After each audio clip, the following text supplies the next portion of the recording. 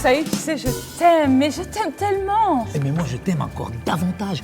Mais je t'aime d'une manière vraiment qui est toute nouvelle, que je viens d'apprendre. Écoute, je viens de la découvrir. C'est la manière Eros. Elle est sensuelle. C'est quelque chose vraiment de fort. Seulement mais tu sais même pas c'est quoi Eros. Mais si, je sais. C'est une manière mais tellement forte aujourd'hui. Mais j'ai découvert ça.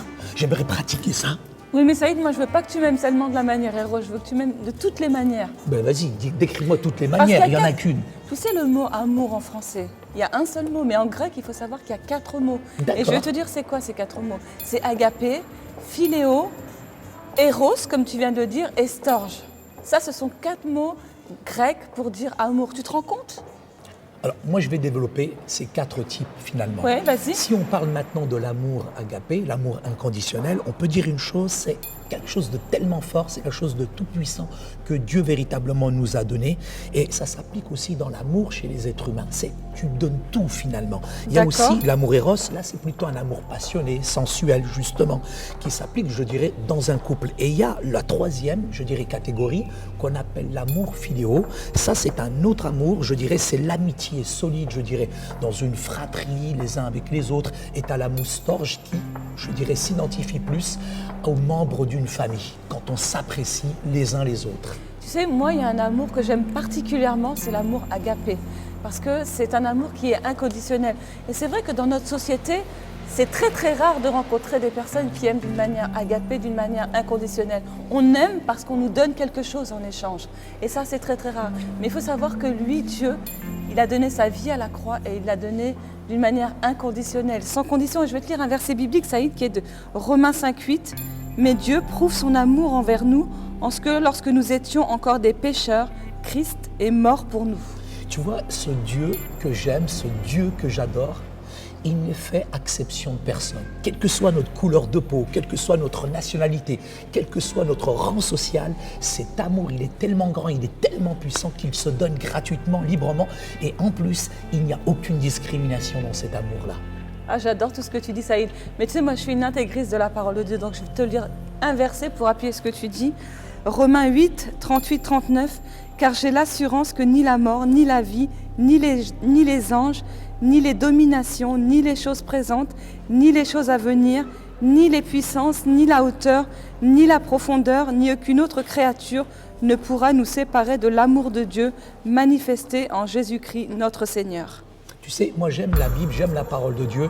Et le Christ, quand même, je dirais, Judas l'a renié, l'a trahi, il a quand même continué à l'aimer, même dans la plus haute trahison. Et ce que Dieu nous commande, c'est de nous aimer les uns les autres. J'ai besoin d'être aimé, Fatima, par toi, mais aussi tu as besoin de mon amour. Et cet amour, il est mutuel, il se donne. Et ça, c'est quelque chose de gratuit. Mais il faut savoir que quand même, la source de l'amour, c'est Dieu. Et je vais encore lire dans la parole de Dieu ceci. « Maître, quel est le plus grand commandement de la loi ?» On va regarder dans Matthieu 22, 37-38. Jésus lui répondit « Tu aimeras le Seigneur ton Dieu de tout ton cœur, de toute ton âme et de toute ta pensée. C'est le premier et le plus grand commandement. » Et c'est vrai que Dieu nous a donné ce grand commandement, Saïd. C'est d'aimer Dieu de toute notre âme, de toute notre pensée, de toute notre force. Ça implique en fait toutes les parties de notre corps pour vraiment l'aimer d'une manière profonde. Je suis d'accord avec toi, Fatima, mais est-ce que tu penses que c'est possible d'aimer tout le monde? Moi, il y a des gens, franchement, moi, j'ai pas envie de les aimer. Eh bien, écoute ce que dit Matthieu 5, 43. Aimer tes ennemis, je peux pas. Ben, lis la parole de Dieu, ça est dans Matthieu 43, 45. Vous avez appris qu'il a été dit, tu aimeras ton prochain et tu haïras ton ennemi. Mais moi, je vous dis, aimez vos ennemis, bénissez ceux qui vous maudissent, faites du bien à ceux qui vous haïssent et priez pour ceux qui vous maltraitent et qui vous persécutent, afin que vous soyez fils de votre Père qui est dans les cieux, Saïd.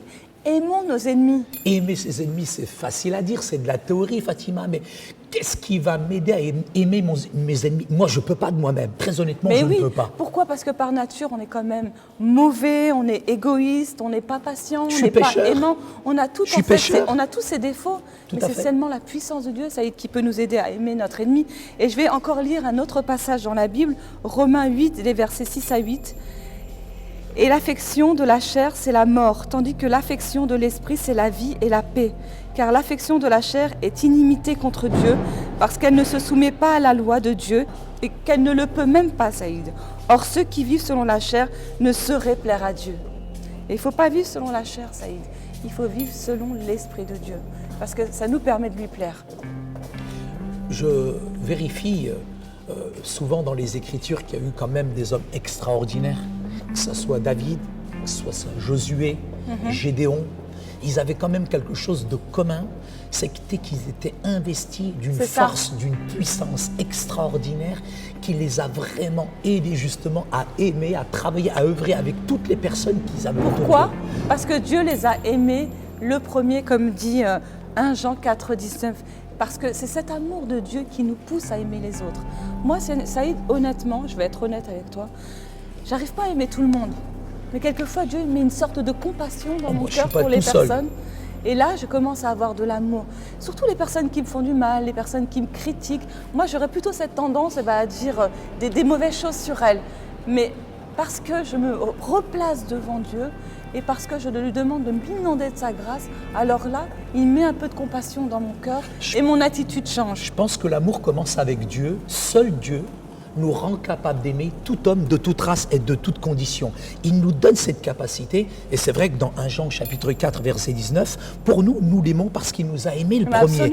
Et la seule raison pour laquelle, en tout cas, Dieu nous communique ça, c'est parce qu'il est lui-même amour.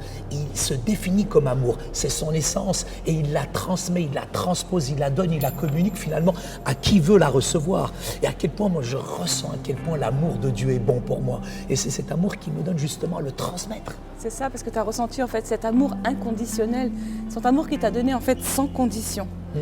Et autre chose, c'est dans Éphésiens 5, 18, il est dit « Ne vous enivrez pas de vin, c'est de la débauche, soyez au contraire remplis de l'esprit ».